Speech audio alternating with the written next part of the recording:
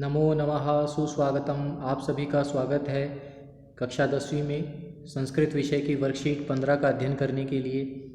आज जो हमारा विषय है पंचमहापाठ, पाँचवा पाठ कक्षा 10वीं का, जननी तुल्य वत्सला, यानी वात्सल्य प्रेम जो है वह जननी माता के अंदर होता है, उससे संबंधित ये पाठ है।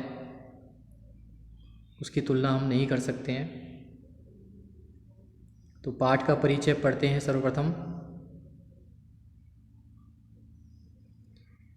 पाठ परिचय में बताया जा रहा है कि महाभारत के वन पर्व की कथा से प्रस्तुत पाठ उद्धृत है। तो महाभारत जो आदि ग्रंथ है उसमें वन पर्व से ये कथा ली गई है। इस कथा के माध्यम से बताया गया है कि माँ की ममता अपनी सभी संतानों के लिए समान ही होती है। माँ के लिए सभी पुत्र समान हैं, चाहे वह उसके लिए किसी भी छोटे बड़े, कमज़ोर या शक्ति संपन्न में कोई भेद नहीं होता। माँ की संतान किसी भी प्रकार की हो, उसके लिए सारी संतानें समान हैं। वह भेद बुद्धि से अपनी संतानों को प्रेम नहीं करती, बल्कि जो पुत्र दुखी है उसके लिए स्वयं भी अधिक संवेदना रखती है। तो माता के लिए सभी एक समान है। कोई पुत्र यदि दुखी रहता है तो उसके लिए अधिक संवेदना व्यक्त करती है, ना कि संतानों में भेद करती है। तो माता के लिए सभी समान है। तो उसी संबंधित ये पाठ है एक माँ के ऊपर। तो आइए इस पाठ का अध्ययन करते हैं। सर्वप्रथम इसमें आया जो गद्यांश है उसका वाचन कर लेते हैं, साथ में इसका अर्थ भी समझते हुए चलते हैं। कश्चित् कृषकः बलिवर्दाभ्यां क्षेत्रकर्षणं कुर्वन्नासीत्। कश्चित् मतलब कोई, कृषकः मतलब किसान, बलिवर्दाभ्याम यानी बलिवर्दाभ्याम मतलब दो बैलों को, क्षेत्रकर्षणम, क्षेत्रकर्षण में यानी खेत की जुताई करने के लिए, कुर्वन्नासीत् मतलब जुताई कर रहा था। तयोः बलिवर्दयोः एकः शरीरेण दुर्बलः जवेन गन्तुं शक्तश्च आसीत्।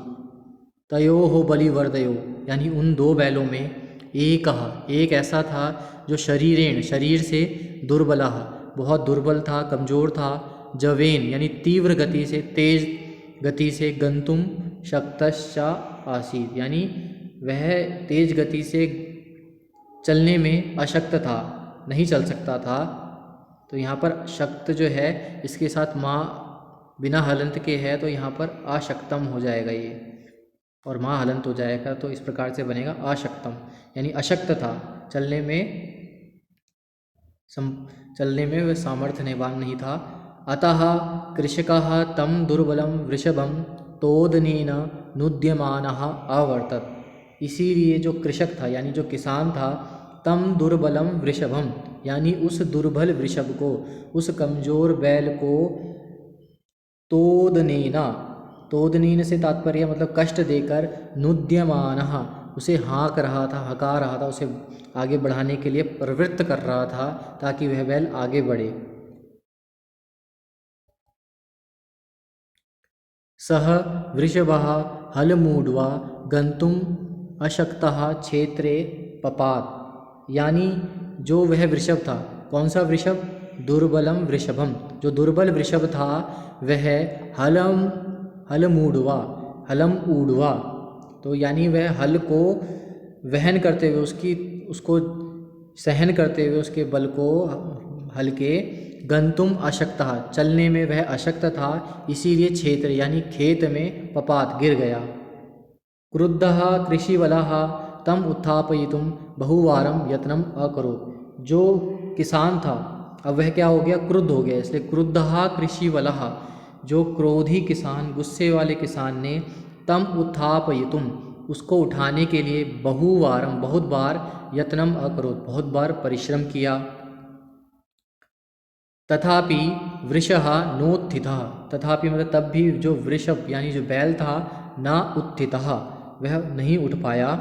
भूमौ पतिते स्वपुत्रं दृष्ट्वा सर्वधेनुना मातुः सुरभे नेत्राभ्याम अश्रूणि आविरासन।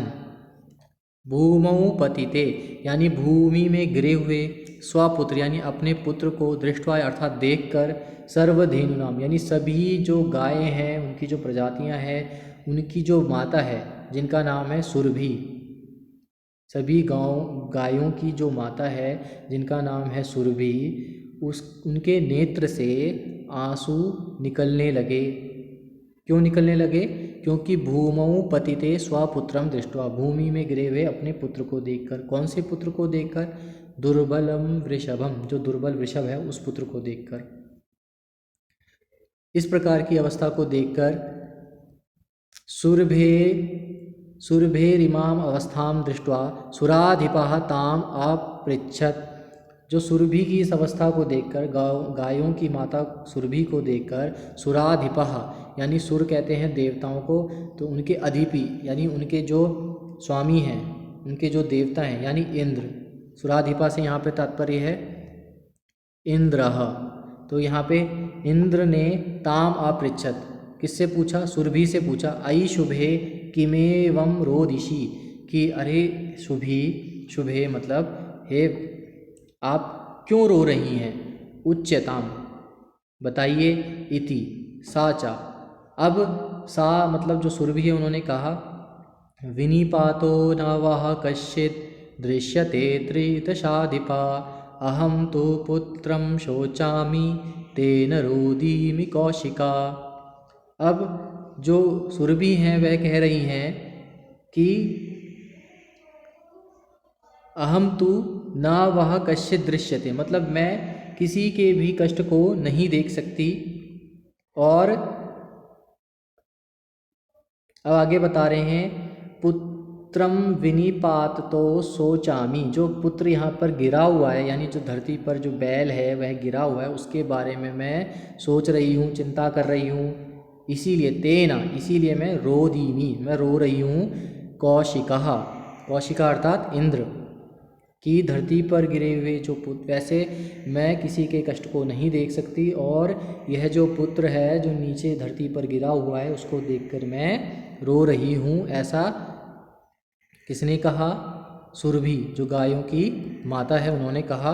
आइए इसी आधार पर यहाँ पर कुछ पद के अर्थ हैं उनको देख लेते हैं। क्षेत्र कर्षणम, क्षेत्रस्य कर्षणम यानी खेत की जुताई, बलिवर्दाभ्याम यानी बैलों से, जवेन मतलब तीव्र गति से, नुद्यमानः, नुद जमा शानच प्रत्यय लगा है, इसका अर्थ होता है हाका जाता हुआ।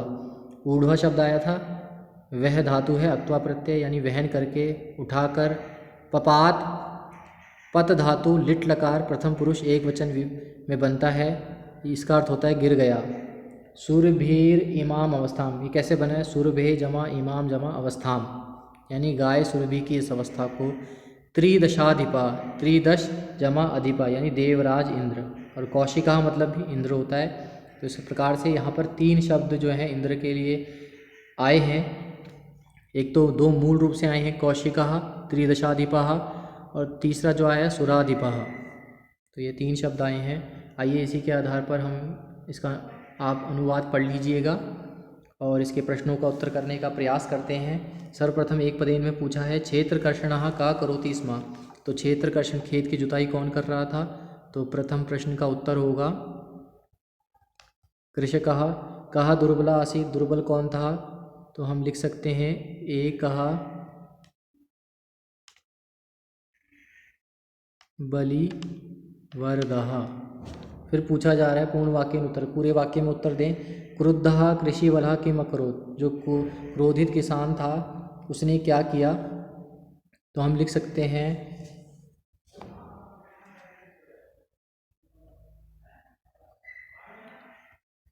क्रुद्धः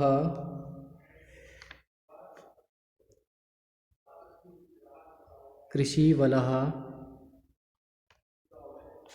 क्रुद्धः कृषिवलः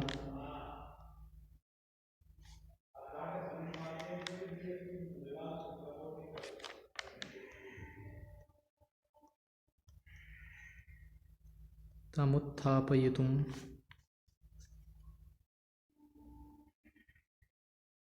बहुवारं यत्नं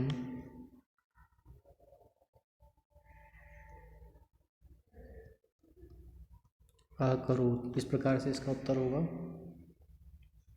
दूसरे में बताया जा रहा है सुराधिपः सुरभि किम अपृच्छत्, सुराधिप जो इंद्र है उन्होंने सुरभि से क्या पूछा? तो आइए इसका उत्तर भी हम गद्यांश में देखते हैं। तो हम इसका उत्तर लिखेंगे सुरादीपः, ताम की जगह लिख देंगे हम सुरभिम अपृच्छत। अयि शुभे किमेव रोदिषि, यहाँ तक इसका उत्तर होगा। आइए इसी आधार पर यथा निर्देशम उत्तरत कर लेते हैं। इंद्र इत्यस्य पर्याय पदम किम, इंद्र का जो पर्याय पद है वह क्या होगा? कौशिकः। पपात इति क्रियापदस्य कर्तृपदम किम अस्ति? सः। अहम शोचामि इत्यत्र अहम किसके लिए प्रयोग किया गया है? सुरभि। इस प्रकार से यह वर्कशीट सभी छात्र कर लेंगे। आशा है आपको यह वर्कशीट समझ में आई होगी। धन्यवाद।